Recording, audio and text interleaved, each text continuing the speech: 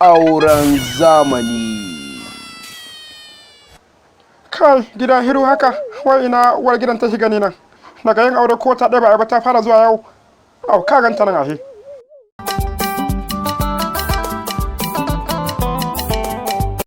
So a sannu yake shiga zuciya, kuma in ya shige yakan hana ayo bacci.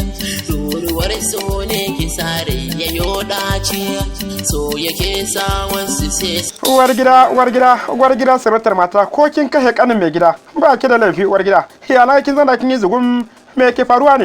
Ai ka fi kowa sanin abin da yake faruwa a gidan nan. Haba sweetie, bangwaroti, dalin, sanyin idanuwa na. Wa ya taba min ke ne? Kaga malam, na gaji da zaman gidan nan naka, saboda ba ci ba sha, kullum sai kwanan yunwa, ba zan bari yunwa ya kashe ni ba. Kamar ya fa, ban fahimce ki ba. Kwaran kwaza kin ginda da ni masoyiya ta. Abin da nake nufi shine, yau gidan mu zan koma. Haba ke ko masoyiya ta, dan Allah na annabi kada ki tona min asiri. Da Allah. A gaskiya malam ba zan zauna a gidanka yunwa ya kashe ni ba. Haba ke kuwa, kin sanya rayuwa take, da Allah ki rufa min asiri. Ki kwantar da hankalinki, ai na kusa yin kuɗi. Albashinka na banza, nawa ake biyan ka wata? 2,500 ne fa. To ai kenan, komai ya huce masoyiya. Hina abinci na. Ai baka kawo ba, idan haka ban dafa komai ba.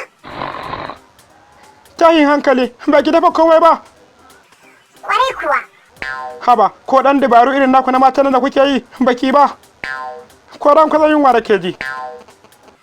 Kaga a gaskiya malam ka cika min kunni da surutu, ni ka rabu da ni. Na rabu da ke kika ce ko? Wai to ai kenan, ki tafi gidan naku. Anya idan ya sake ni na koma gida, iyayena za su iya ci da ni kuwa? Kai.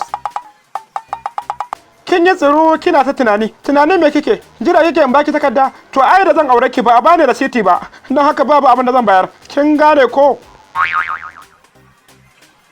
A'a haba mai gida dama an yi da wasa nake ma haba masoyi wai yarinya kenan ai ke kanki da kin tafi gidan sai kin dawo don kwanan tsohon ki ba zai iya ci da ke ba da yake ci da gyatumar ki ma ballantana a kara mai ke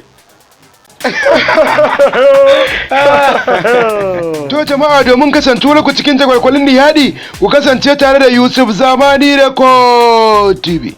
Kada ku manta ku danna subscribing da kararrawa domin samun wasu da zarar mun yi mun gode.